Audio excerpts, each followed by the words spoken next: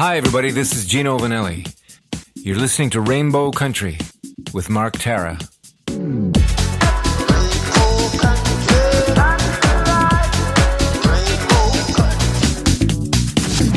The views and opinions expressed on the following program are those of the persons appearing on the program. The fictional character of Yolanda Avila is a former LAPD cop turned private investigator and blames herself for her mother's death in a road rage accident. Today on Rainbow Country, lesbian author Verónica Gutiérrez joins me to talk about her debut novel, As You Look. Plus, my Big Brother Canada Season 10 coverage continues with the most recent Evicted Houseguest. All that and more on episode 299, so stay tuned for Gay Talk Radio right here on Rainbow Country. Hi, this is Emily Saliers from Indigo Girls. Hey everyone, this is Chris Harder, porn star, burlesque performer, and the creator of Porn to Be a Star. You're listening to Rainbow Country with Mark Tara.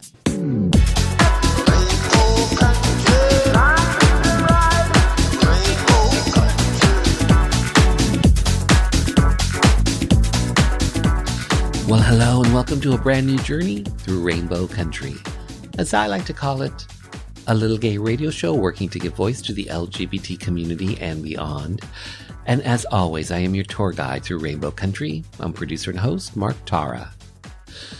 By the way, Rainbow Country originates from CIUT-FM in Toronto and now proudly in syndication on 12 outlets across Canada. From coast to coast to coast. The Yukon, British Columbia, Saskatchewan, and Manitoba, the east coast of Canada in Newfoundland, as well as Ontario, even down to Buffalo, New York, and online. And it's thanks to you tuning in, streaming, downloading, but ultimately listening. Together we continue to build Rainbow Country into nationally syndicated gay radio show, a #1 LGBT podcast on Podomatic.com's gay and lesbian chart, as well as being recognized as Canada's #2 LGBT podcast on feedspot.com. So today, author Verónica Gutiérrez joins me to talk about her debut novel, As You Look, a lesbian mystery novel that introduces us to Yolanda Avila, a former LAPD cop turned private investigator and someone who blames herself for her mother's death in a road rage accident.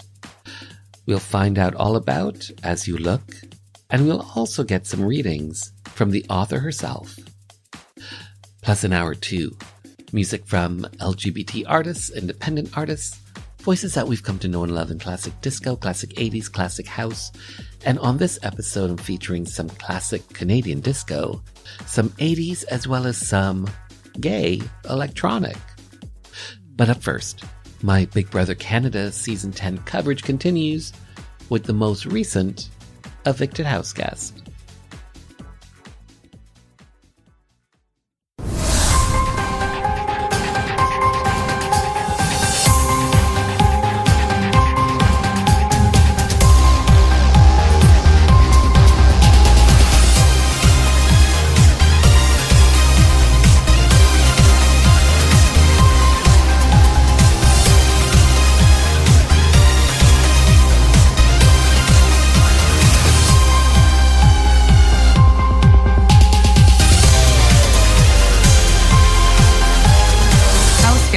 I have the results.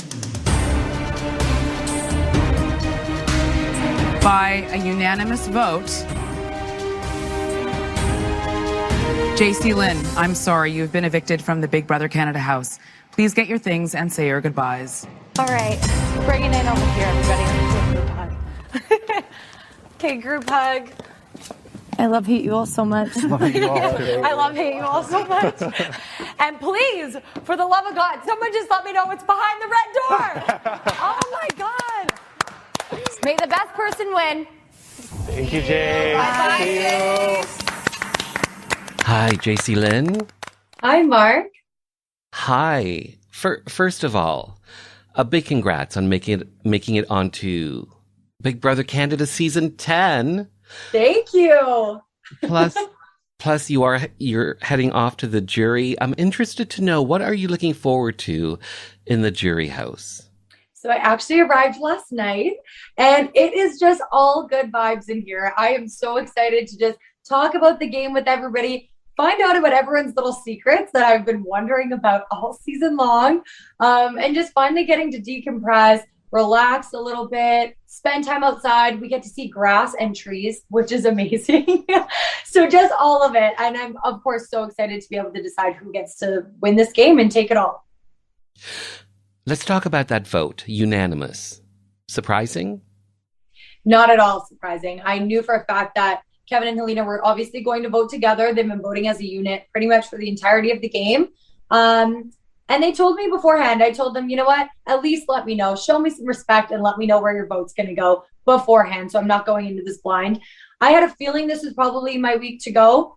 After I didn't win that POV, I just felt it. But I was making great progress in my campaign with Kevin. I really was. I thought I had him for a split second. And then hearing that he and Helena have a final two, and then they kind of roped Josh in, it made a lot more sense. It wasn't my campaign. It was just the fact that they had a side deal, and it made me feel like a little bit better, actually, about the whole thing. But, yeah. In your campaign, you made some powerful points. Do you think there was anything more you could have done to save your game? I honestly think that I did everything that I could have to save my game besides win the POV. And that's why I have no regrets at all. I did everything I could when it started, like, to even save myself from going on the block. Everything I said to Betty to keep myself off the block, pretty much handing her my entire game, showing her all my cards. Then when it came to Kevin and Helena, showing them all of my cards. I literally had a sit-down session with them, Q&As. I was like, throw whatever you want at me. I will answer everything that you want. I have nothing to lose at this point. So I gave them everything. I told them whatever they wanted to know. And I really thought that I had it. I really did. And so just knowing that I truly do think I said everything that I could makes me feel a lot better. You ended up winning 3 Power of Veto competitions. Congrats on that. Thank you. How challenging, how difficult were those competitions? So Master Bakers, of course, that was extremely difficult. At one point I was like, there's no way this can possibly be done. There's just no way. But it was one of those things where as soon as I got the hang of it, I got into like a little groove, and I was like, you can do this. And it was just lots of self-talk, telling myself that I can do it, cheering myself on. Once I won that first POV, I think it gave me the confidence moving forward in the game. And then when I was put up on the block in the double or the chain of safety, I was like, I know I need to win this to keep Gino and I safe. And that was almost like a blackout moment. It was just like something quick. I don't even know. My body just did what it had to do. Next thing you know, I'm hitting the buzzer. And then triple eviction, same thing. I was like, I'm not going home tonight. Absolutely not. And my body just did the work, hit the buzzer. And it's still, those two are wins that I can't believe that I did. I'm so proud of myself still. Random question. What do you think is behind the red door? Oh my gosh. I am racking my brain. Honestly, the fact that I left before the red door opened, that is my biggest problem right now. That is the number one thing I'm thinking about. Mark, I truly think the door opened in the middle of the night last night. The strobe lights went off. There was smoke coming out of the door. And I think door number 12 is hiding in there. We are missing door number 12. All the doors in the house went up to number 20. Door number 12 has to be in there. I don't know if it's going to be like an instant eviction. That's how HOH is picked. If there's going to be an HOH comp played in there, there's some sort of safety maybe in that door. I don't know, but I need to find out. It's driving me insane. Did you have a strategy going into the game? I did have a strategy going into the game, but it was just pretty vague. It was just play a great social game, make deep relationships with everybody in the house. I was kind of considering, I was like, if there's a guy in there that I think I can hit it off with and have a showmance with and almost use him, that's what I was thinking going into it. Obviously, those things changed because I never expected to actually like a guy in the house. But yes, I think that I pretty much followed through on everything I said I would, other than not using Gino and actually benefiting from, it was like a mutually beneficial relationship, whereas I thought it would just be like a one-way, me using him to get to the end type of deal. So you just mentioned yourself and Gino, the two of you were in a showmance.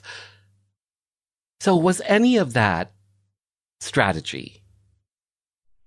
Okay, so when we first went in the house, when Gino and I were part of the Honey Bunch together, and then the retreat was starting to form, he and I were in both alliances. And something about him, I don't know if it's just that he was avoiding me week one or what it was, but I was like, I need to start talking to this guy. I just feel like there's something there. And I didn't know if it was going to be on a friendship level or a showmance level, but I just knew that he was going to be my number one in this game. I knew I wanted to work with him. He's so level-headed and calm, balances me out perfectly. And so I knew I would end up working with him. So part of it was strategy in the fact that I knew that we would be great teammates, I think. But the romance part of it was absolutely not strategy. That was all real, very unexpected. And it just ended up benefiting us both emotionally and game-wise. You saw your mom in the house. I did. What did that mean to you? Seeing my mom was everything. Having not won an HOH or participated in any of the comps where people got to hear from their family, it was amazing. Just getting to find out that everyone back home is watching. They're supporting me. They still love me no matter what I did in that house, whatever I said. Just hearing that was just incredible. And then my mom's a huge fan of the show too. So even just knowing that we got to share that experience together, she was in on this journey with me, was amazing. So grateful for that moment. Was playing Big Brother Canada, was this harder than you thought it would be? Absolutely. This game is so hard. That's actually the one thing that shocked me the most.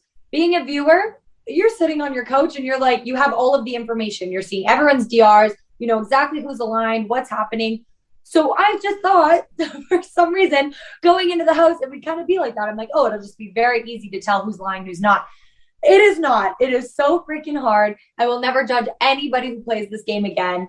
It is way more than I ever thought it would be. Even just the atmosphere, the intensity of the house, it's a lot. Who do you think is playing the best game? Right now, I think it's odd because I think Helena and Josh are kind of tied in the fact that Josh has escaped the block unanimously, almost unanimously, pretty much every single time he's sat there. And he's escaped the block so many times. No one wants to evict this boy. And then Helena, on the complete opposite, has never hit the block. So I feel like in a way, they have made relationships with people to totally escape the block or have never touched the block, which is just wild in my mind. So I think those two must be playing good games in ways that I don't even know. What type of gameplay are you going to be looking for when you help to crown the winner of Big Brother Canada Season 10? When it comes to choosing the winner, I want to be logical and strategical about it. I don't want to go in,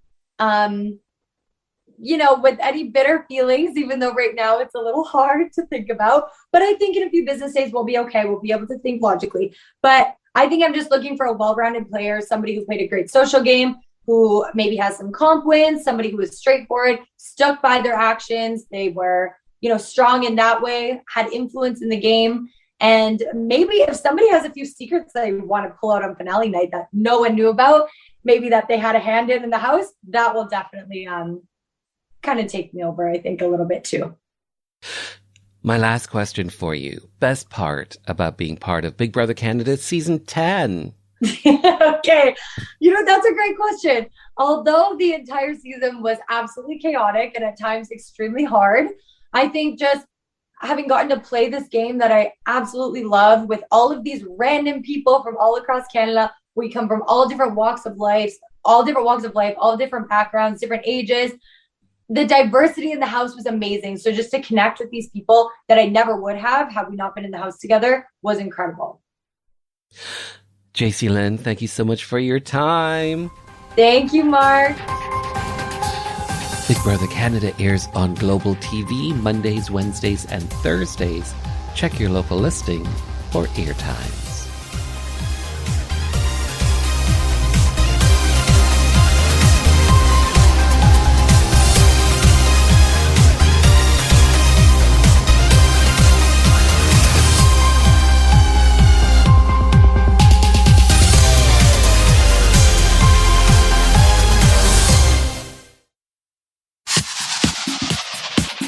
Hi, I'm writer Adam Smith, author of Deep Sniff, A History of Poppers and Queer Futures.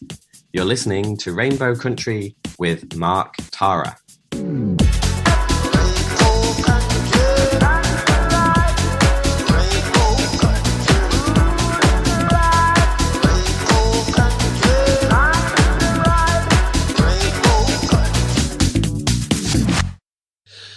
Up next, my one-on-one with lesbian author Verónica Gutiérrez, who kicks off our interview with a reading from her debut novel, As You Look. Okay, I'll play. I hope to get the retelling over quickly, so she'd leave me alone. I was at Espacio 1839, over by the Mariachi Plaza. I was looking for bilingual chapter books. Everything's fine, and then I get a little vertigo when I move a dust cloth from the shelf. Funny, I just remembered that. Wonder what that was doing there. I stopped and looked at her, but she only nodded so as not to interrupt. That's pretty much it. If I'd mentioned the image of Joey mounting, she'd never let it go. How did the dream end? Kind of like a movie. You know how things fade to black between scenes? Like that. Nothing special. Feel anything other than vertigo at the end of the dream? Now that you mention it, maybe a little anxious. But really, I think it's just because I haven't gotten around to getting Joey his gift. I've been so busy. And I think maybe you should consider your brother's advice and at least give this stuff the benefit of the doubt. Ah, Sid, you know I'm not into Jesse's woo-woo stuff. Dreams are just your brain rebooting for the night. No, more like clearing your browser history. You click on clear and you move on. Sydney frowns, so I tried to explain. Otherwise, your brain gets clogged and you can't focus on what's important, you know? My voice trailed off, Mom coming to mind. I squeezed my eyes shut and tried to block out the memory. Sydney picked up on it. Babe, look at me, she said again. She caressed the side of my neck with the back of her warm brown fingers, a gesture I usually love, but not so much today. I opened my eyes to meet her gaze. Can you repeat after me? Please? She waited for me to nod. I did not kill my mother. When I hesitated, she insisted. Say it, please. I did not kill my mother, I repeated. Why is she making me do this? I am not responsible for her death. Why are you doing this? My voice caught and tears welled. Please, she said in a near whisper. I am not responsible for her death. Tears flowed. You're lucky I love you, because now you're pissing me off, okay? Verónica Gutiérrez, hello, hi, how are you? I am fine. Thank you so much for having me. Well, it is my pleasure. Thank you for being here to have your voice, your story be heard by the LGBT community and beyond. Verónica, especially to talk about your first novel, your debut novel, As You Look. First of all, how are you feeling now that this debut novel, your baby, is seeing the light of day? How are you feeling? Oh, it feels fantastic. You know, I never saw myself doing something like this, and it's been an incredible journey. It's been full of serendipity along the way, so it feels like it's just meant to be almost. So your main character, Yolanda Avila, is the main character in As You Look, a former LAPD cop, a private investigator. Talk to me about the story that you're telling in As You Look. What is the story that you're getting at in this novel, your debut novel? So what I'm trying to get at is this character, Yolanda Avila, who is dealing with the intersection of grief and guilt and nascent psychic tendencies that she rejects because she's a cop. She focuses on facts. But I also wanted to portray a female private investigator, strong character, who happens to be in a very healthy relationship with a wife with whom she's very much in love. And I tried to get through that. And also the idea of having the Boyle Heights community in East Los Angeles as almost another character in the book, because that community has shaped her and her friends and family so much. So I'm not familiar with that neighborhood. Can you describe what that neighborhood is about for us? Sure. So Boyle Heights is one of the first so-called suburbs of Los Angeles. It's just across the river from downtown LA. Today, it would not be considered a suburb. Today, it would be considered the inner city. And it was the home of almost every immigrant group that came through Los Angeles from its inception. Because it was across the river, it was more difficult to get to, so it wasn't the most desirable place to live initially. And a lot of the immigrant groups who could not buy land or find housing in the main part of LA were kind of forced to live out in the Boyle Heights area. So it was populated by an early Jewish community, a Japanese community, African American community, and currently primarily a Latino community. So in this novel, your main character is in law enforcement. Did you research that when you were getting ready to write this book? Did you follow cops around or anything like that? Did you hire a private investigator? Well, I actually worked with police officers quite a bit when I worked for the city of Los Angeles. I worked for a couple of city council members and worked quite a bit with police officers during that time. But I did do a little bit of research. I interviewed a friend of a friend who happens to be a private investigator. And I did not know it at the time, but she had an office in the building that I like to refer to in the book.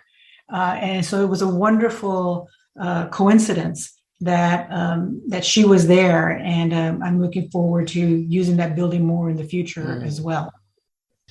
And what inspired you to write As You Look? Well, several things, I think. Number one, I love mysteries. I think I read almost every Agatha Christie book when I was a kid. My sisters, I have two older sisters who were big readers, and I took all of the books that they read and read them as well. And then I really took to liking the strong women characters in mystery novels. Sarah Paretsky's V.I. Warshawski, for example. Clara Black's Aimée Leduc is another one. There are plenty of examples out there now in a lot of lesbian literature as well. Cheryl Head writes a great series as well. So with her Charlie Mack series. So I liked all of them. I read as many as I can. And I felt that I could write one myself. So I was interested in doing it. I had a story in the back of my mind for many, many years, dabbled in it a little bit, but never quite had the time to focus on it. I was fortunate enough to retire early and started right up on it as soon as I could. First few months, I read as much as I could, just because I enjoy reading. And then I came across a book by a woman named Lisa Cron, who writes about the psychology of pulling people into stories and how it's something that is a human need, actually. And I did one of her workshops, worked with some folks from a place called Author Accelerator, who offer book coaches, and developed the story, developed the novel, and here we are. So I feel very fortunate to be able to have pulled it together. Would you say that it's fair to categorize this as a lesbian mystery novel? Sure. It's a mystery novel, but the character just happens to be a lesbian. Yes. So who would you say would be the audience for As You Look? Well, I would say that it would be anyone who likes mysteries. It follows that genre. Mm-hmm. So it is genre fiction. So anyone who wants to see a strong women in a book, who wants to see people of color portrayed in positive and negative light, but a lot of positive, and most definitely gay and lesbian readers who will appreciate that a character like this is in a book, who has a lot of friends like ours, and who is seen as being, perfectly normal. Mm-hmm. I've had on a number of LGBT authors on the show. I like to ask this question to writers in particular, which is simply, when you were writing this book, when you were researching this book and starting to form it and the characters, would some of the characters take on a life of their own where they would start influencing how you would write their storylines? Did that happen? Did you have that experience? I think I did. And interestingly, it wasn't necessarily... And did it scare you? No, it didn't scare me. But what I found was that some of the secondary characters took on a greater role than I originally anticipated they would. And they helped drive some of the writing. Mm-hmm. So Sydney, Yolanda's wife, is one of them. And Cindy's mother, Mrs. Garrett, is also another one whose personality just kind of popped for me. So that helped, as well as Yolanda's brother, Jesse. They're very close. And so he helped with that as well. So I enjoyed the process of having them come to life, because when I first conceived of the book, I was focused on Yolanda Avila, not necessarily the secondary characters. And I really enjoyed that process of having them help me write the book, if you will. Is there an aspect of you in this novel? I would think so. I think you can't escape that when you write, especially if you're writing in the first person. I would say that I would hope a lot of Sydney is in me. I'm not sure that there is. I think a lot of Yolanda Avila is certainly in me, because she grew up right where I grew up, in LA. And I also think that some of Jesse, her brother, is in me. I think that there are different aspects to our personalities, and they all come through somehow. So they're mostly a compilation of a lot of a composite of different people in my life. But those three, I think, are the ones that have the most of me. As You Look, the title. Is there a story behind this particular title? Why you called it As You Look? Sure. There is. The quote that I have at the beginning of the book is from a Mexican proverb. In Spanish, it's como te ves me vi, como me ves te verás, which means, as you look, I looked, as you see me, you will be seen. And it's something that a lot of Mexican mothers say to their daughters. So this book has a lot of background in the relationship that Yolanda has or had with her mother, and it comes across that way. So that's where the title comes from. In the corridor, a janitor spread more floor cleaner with a mop. The strong smell triggered a memory, like smells sometimes do. 6-year-old Jesse and I had just arrived at Uncle Bobby's apartment building on St. Louis Street, a couple of blocks from school. It always smelled the same pine cleaner. But when we knocked on the door, we heard shouting. It sounded like Bobby, and it sounded like he was in trouble. Jesse and I looked at each other and tried to open the door, then banged on it. The shouting stopped at the sound of our banging, and then the door flew open. Bobby's new girlfriend, Sandra, stormed out with a tall man I didn't recognize. They knocked me to the floor, and the man picked up my brother by one arm like a rag doll and threw him out of the way. They ran past us and out of the building. It happened so fast. Then everything moved in slow motion. I rolled over to get my bearings and saw Jesse sitting against the wall opposite the door, wide-eyed and still. We were both in shock, unable to cry. That came later. Still speechless, we glanced at each other as we both got up and faced the open door. We held hands and entered the apartment, quietly, taking tentative steps. I found him. I found Sandra's brother. I couldn't find the money. Bobby sputtered from where he lay in the fetal position on the floor, amid debris from an overturned table. unlit candles, cards, beads, and various colored stones. He held his stomach with one hand and his jaw with the other. His collar was torn away from his shirt, and a red welt was growing darker on the left side of his face. I turned to Jesse when he began to whimper and held him tightly, holding back my own tears. This was no time to cry. "We need to call 911, Bobby," I said as I continued to scan the mess. And on that note, we will return right after this Rainbow Country update. Hi, I'm David Pevsner. I'm a writer and an actor.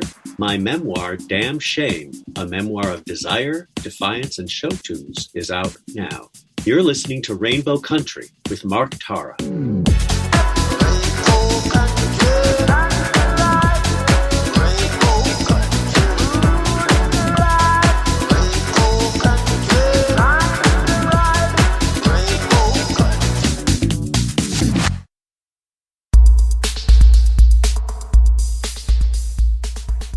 Hello, I'm Howie Marin for Rainbow Country.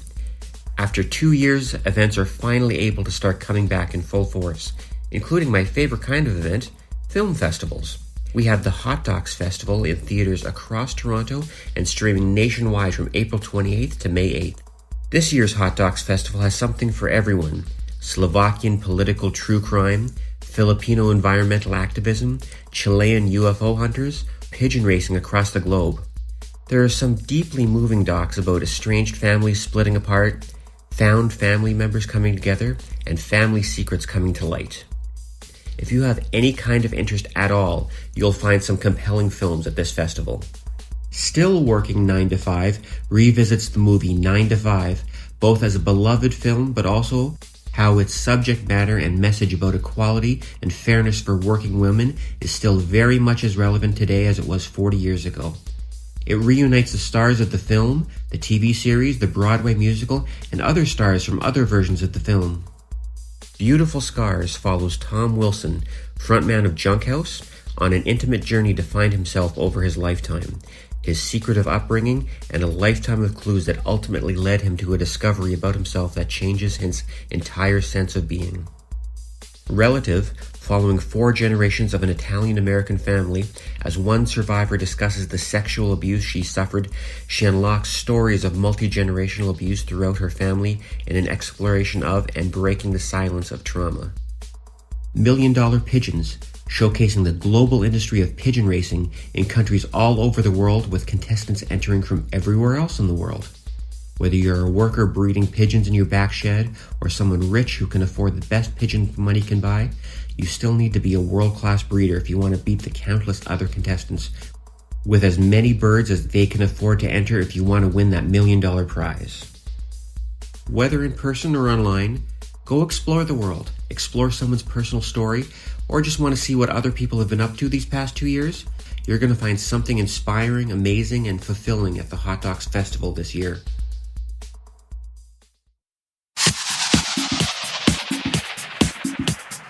Hi, I'm Garrett Conley, author of Boy Erased, a memoir. You're listening to Rainbow Country with Mark Tara.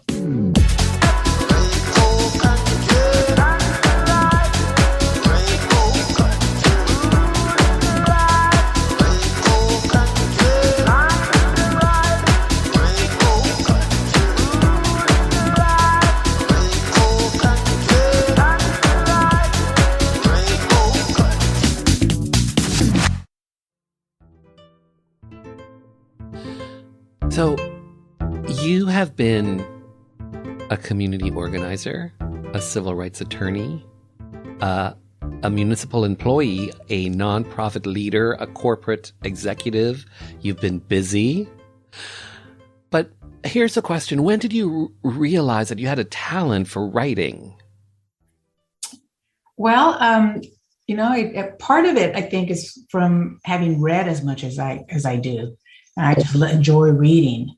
And even through all of those jobs, I really enjoyed writing. In fact, I have to say I can't keep a job. That's why I switch so often. When I went to practice law, I ended up leading my work at the city of Los Angeles at the time. And up until then, I had had jobs where the phone was ringing off the hook. You were always busy and barely even had time to go to the restroom sometimes. You had to work at a very fast pace. But when I started at the law firm, I was able to sit down and focus on writing and research. And I truly enjoyed it. The first 6 months were great. I was able to write all of this stuff. And as much as I loved my clients, I really liked the practice of law and the litigation associated with it. But after a while, the law doesn't change all that much. So you become almost like a glorified clerk of the court. And writing is not fresh anymore. You're doing a lot of plugging in of fact patterns with the law that doesn't change. So it stopped being fresh to me. And I went back to doing the high octane type of work that required, fast pace moving, and it got away from the writing, but I always had in the back of my mind that I wanted to try it because I enjoyed it so much.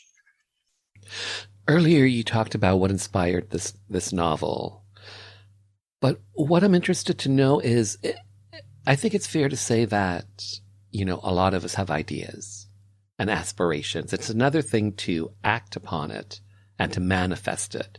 So what gave you the push to manifest this novel, your first novel? Well, I think the thing that was most influential was the idea that there are just so many stories out there. I have a very good group of friends and family, and we're all storytellers. Love telling the stories. And a lot of us have very interesting jobs. Things happen that you would never think would happen, or, it's the kind of thing where you come home and you think, you won't believe what happened today. And somehow all of these things weave in together. So I think I had the idea of writing something way back when I first worked at the city. And you can tell from the storyline that it's something that I would have been exposed to in that part of my life. And back then, I thought that it would be a good idea to write something based on a composite of different things that I saw in that job, because it was very fascinating. It was very interesting work. And then you have friends who have all of their quirks, and you think sometimes when you talk to them, oh, I got to write this one down. Oh, that's a good story. Oh, that's a good comment. That's a great quote. So I hope my friends and family will forgive me for taking so much from them and putting it in the novel. Why law enforcement, though? Was that because of your background, as opposed to maybe, someone who's a bartender and makes cocktails? Well, actually, I do have a bartender who makes cocktails. It did not feature quite as prominently as that I had originally intended in this book, but the future ones, they will. But I think in this case, I wanted it to be a private investigator. I knew that. And I wasn't sure what the background was going to be at the time, but I thought that having a law enforcement background would give her a little bit of a leg up and some legitimacy in the work that she was doing as a private investigator. So as you look, this is not your first book. My Little Black Cocktail book on Amazon.com has 5 out of 5 stars. Congrats on that. So this book, My Little Black Cocktail book, what is this about? So that is actually a journal. So what I like to say is that As You Look is my first novel. My Little Black book, My Little Black Cocktail book, is a cocktail journal. It's essentially for use by people who want to remember cocktail recipes. You write them down, basically. And what I did is, as I started this process of trying to write a book, and I didn't know how it was going to get published, a friend of mine recommended trying to self-publish something just so that I could learn about the process. And I did. I designed the journal. It has prompts for all of your ingredients and glasses and ice and everything. And I put that together and got it on Amazon, essentially. Got it published and went the self-publication route, which has me admiring people who self-publish tremendously. It's a lot of work, but I learned a lot going through that process. And in the meantime, I buy cocktails. My wife and I are very much into cocktailing. We in fact do a fundraiser called Mixology on a Mission for nonprofits in the Los Angeles area, where we teach people how to make cocktails. So it's an experiential type of a fundraiser. We donate everything. Our place are the liquor, the food, and all the nonprofit has to do is bring the people who will give them money. So it's a lot of fun, and we truly enjoy that. And I find that that people who receive the book, my Little Black Cocktail book, really enjoy it and end up sharing it and using it as well. So I don't make any money off of it. I mostly give it away, especially to bartenders who are generous with their cocktail recipes. And I would say that's 99% of them. So you're obviously a cocktail connoisseur. Do you have a favorite drink? I do, actually. I really like the Boulevardier, or a version of the Boulevardier. It's a riff on the Negroni. The Negroni is equal parts gin and sweet vermouth and Campari. A Boulevardier switches out the gin for bourbon. My version of it is not equal parts. It's a 1 to 3 part, essentially. It's an ounce and a half of bourbon, 1 ounce of the sweet vermouth, and half an ounce of the Campari. It makes it a little less bitter that way. And I also make a mezcal version of it instead of the bourbon, making it with mezcal. You basically stir it on ice and then strain it over ice. And it's, with a little bit of a lemon peel, or an orange peel rather. It's delicious. It sounds delicious. I have to say, personally, I love a chocolate sundae martini. Oh, there you go. That's a very popular one. As You Look, your main character, Yolanda, does she have a favorite cocktail or a favorite drink? I don't have her saying that so much. She is at a brunch at one point, and the favorite brunch drink there is a mezcal Bloody Mary, so a Bloody Maria, if you will, with a rim of gusano salt, which is worm salt. And it is quite delicious, actually. I enjoy it. So, As You Look and My Little Black Cocktail book, these are your 2 books. Very different. Do you have a favorite? Well, they're very different. I would say that As You Look is my favorite because it's a novel and because it was so much more work in terms of writing it than the journal was. And the journal was just a matter of designing it. But I enjoy carrying the journal around and giving it away. So I don't know that I have a favorite in that sense. And once this one is published, I would think that this one will be my favorite, As You Look. So when you were creating these 2 books, did you have an experience? Did you have a more favorable experience between the 2 when you were writing them? Yeah, I would probably say that the As You Look was a more favorable experience because, again, I just love writing. So going through the creative process of writing was especially favorable. When I put together my Little Black Cocktail book, it was just a matter of design that my sister, actually, who's a graphic artist, helped me with. But this one, the As You Look, is a whole other realm of work, and I enjoyed it tremendously. So you are part of the LGBT community. You and your wife, Laura, you live in Los Angeles and in San Francisco. How long have you guys been together? So we've been together almost 20 years now. Mm-hmm. And we still split our time between Los Angeles and San Francisco. And in fact, that's how we got into cocktailing a bit. My wife was working up there and in San Francisco, and I'd come up on weekends for the most part when we weren't able to be together at that time because of our jobs. And she would always arrange for a fancy dinner on a Thursday night or a Friday night whenever I got there. And after a while, I didn't feel like having a really big dinner. And I said, you know what, all I want to do is go somewhere, get a drink and have an appetizer. And then maybe go somewhere else and get a drink and have an appetizer. So she started curating all these visits to bars in San Francisco where we met wonderful bartenders. Did a lot of little speakeasies that you find in the city. And that's part of how our cocktailing world opened up for us. Mm-hmm. How did you guys meet? We actually met at work. I was then working in the company's San Francisco office. She was an attorney as well. She was an attorney that had gone up to visit. And we met while she was on one of her visits.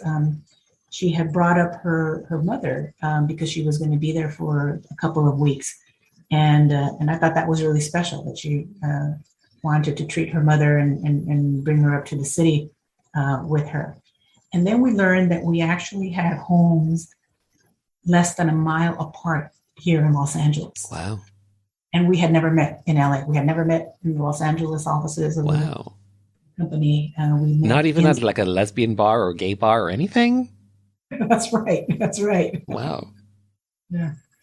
In fact, my sister once asked her, she said, how do we not know you? I mean, we went to the same supermarkets. It was incredible. Wow. Interesting.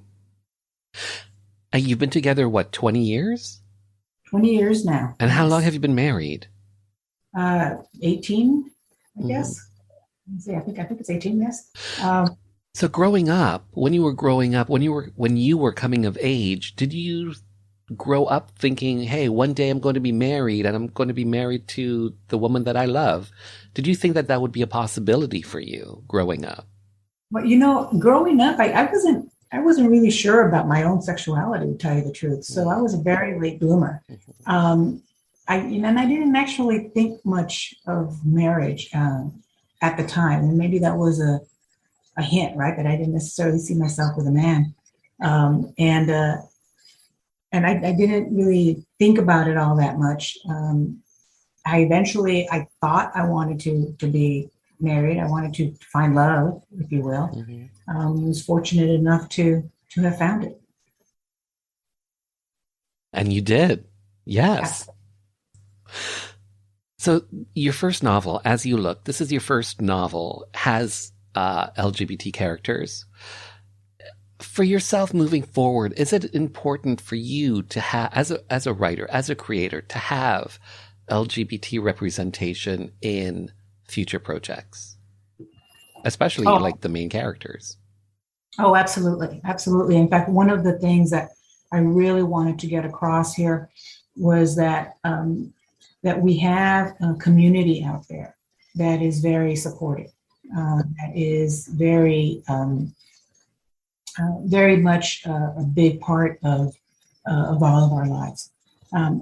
I wanted to make sure that the main character, Yolanda Avila, was not a broken character, if you will. So many private eyes are in a lot of novels. And that's fine because it leads to a lot of room for character development, which is great.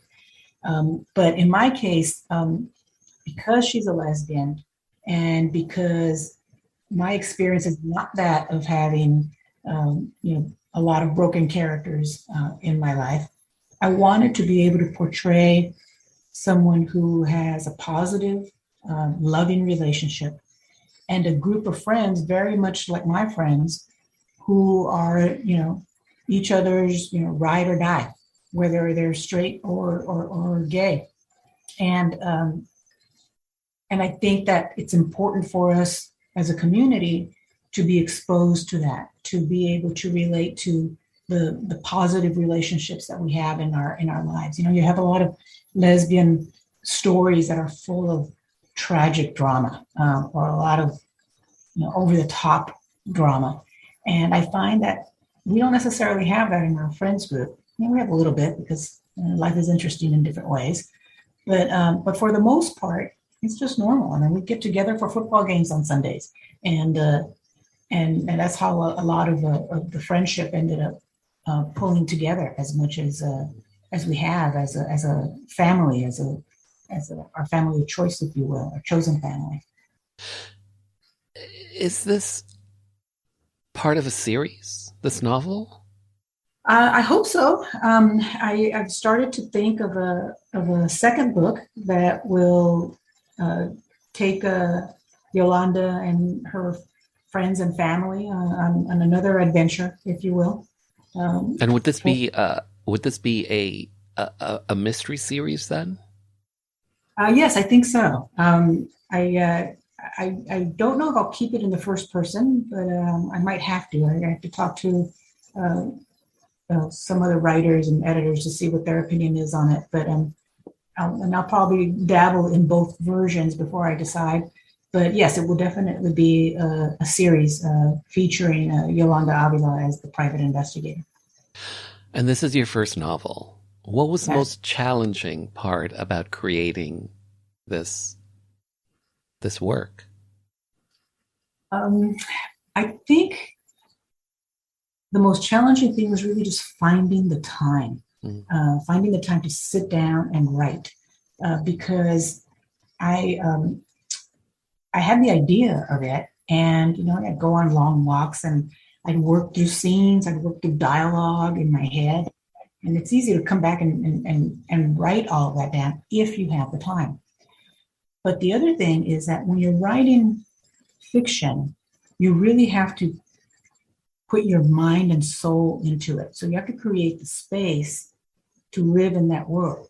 So as attorneys, my wife and I are both used to just getting the job done, writing, we need to write and all that. And sure, you have to find the time for it, but you don't have to necessarily find the headspace for it like you do when you're writing fiction. So, and I'm finding now that as I'm trying to develop the second novel, finding the time is even more difficult. And when I wrote the first one, I had retired early. Laura was still working. So I had all this free time during the day, and I took advantage of it. Now she is semi-retired, and we're both living in Los Angeles now. And I also have a lot of home care duties with my mom. So the time is not quite there. And one of the things that Laura asked, if you have a few hours here and a few hours there, you can do it. I'm like, no, you really can't. You have to get into that world that you're writing about. And it takes time, mental space to get into it.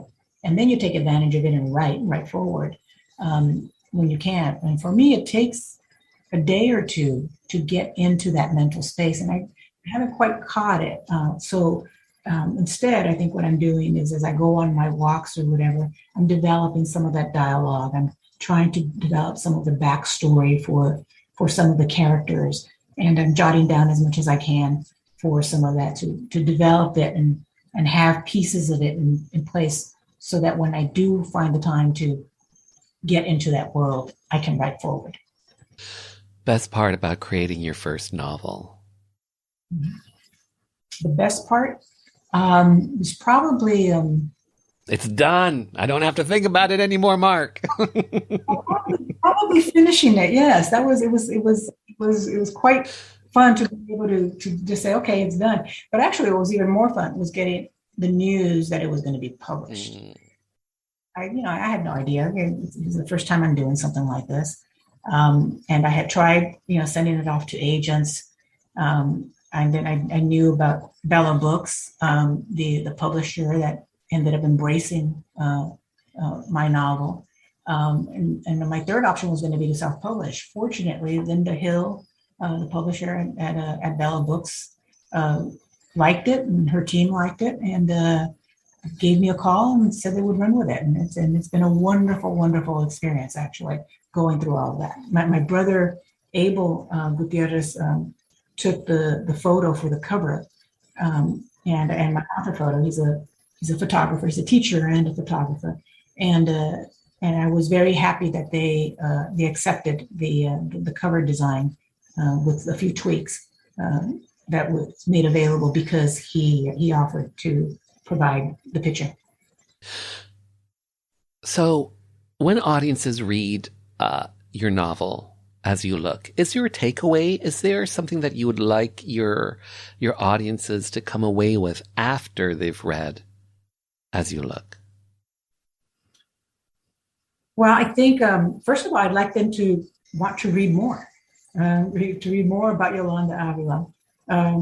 But I'd also like them to walk away thinking that they've learned something about her and her community and her relationship with Sydney. That this is a positive outcome, hopefully. Well said. Well said. Well done. Well written. Verónica Gutiérrez, thank you so much for your time. Thank you for being on the show. Thank you for having me. I was starting to feel antsy again, this time as if surrounded by the buzz of an electrical charge. What the heck was that? I looked to Sydney, but she just smiled again as we passed under the swinging tail of a Felix the Cat wall clock and into the dining room. Nina Mercedes offered us a seat at the dining room table, so I knew this was going to be a serious meeting. Otherwise, we'd be sitting on the other side of the beaded curtain in the living room. In addition to being the site of delightful meals, the dining room was where Nina Mercedes did all her business and healing work. Is that why Jessie wanted us here? Some connection to her curanderia? I looked around to see if anything triggered a thought related to the last 3 days. Against the near wall was the familiar 3-tiered altar covered in a simple red cloth. A daybed sat next to it. We sat opposite the daybed, and I took in the altar, my left knee bouncing up and down with nervous energy.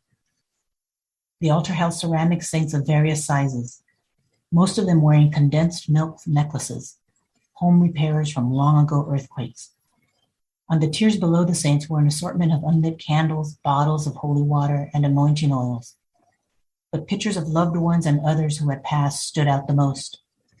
My knees stopped bouncing when my eyes dropped to a picture I knew well, one I hadn't even realized I was looking for, my mother, just to the left of center next to John F. Kennedy.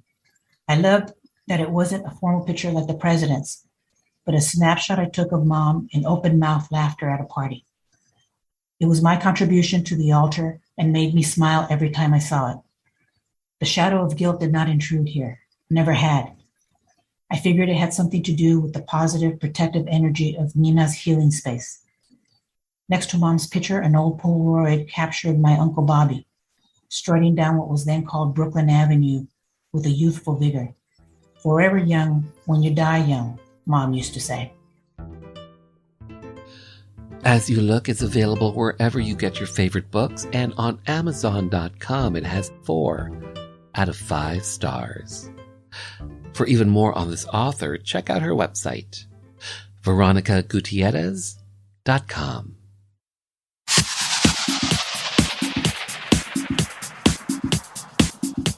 Hi, I'm Justin Ling, author of Missing from the Village.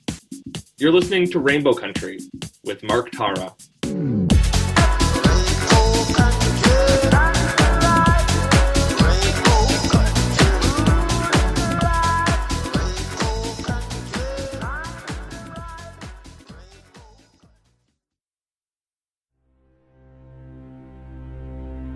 Hi, my name is Joanne Vanicola, and I'm an actor and a writer, and I was first on Rainbow Country with Mark Tara on discussing the massacre at Pulse Club in Orlando. I realized how important it was for our community to have a radio station, specifically for our issues, to talk about people in the LGBTQ community and to provide an outlet for our stories, to discuss our politics, culture, and give voice to the issues that matter to us, and of course our artists and the things that we do globally, and talk about culture. And without people like Mark Tara providing a space for this with a radio show like this, then we wouldn't have that voice. So support, tune in. Thank you. And just like that, this little gay journey through Rainbow Country has come to an end.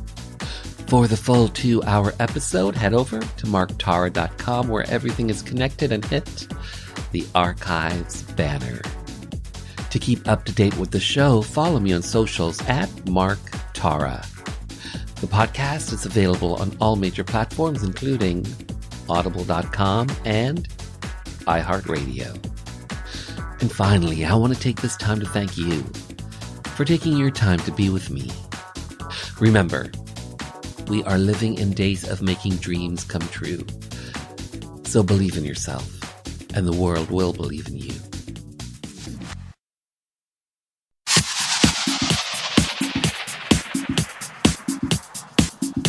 Hi, this is Police Constable Danielle Botno, also known as LGBT Cop, and you're listening to Rainbow Country with Mark Tara.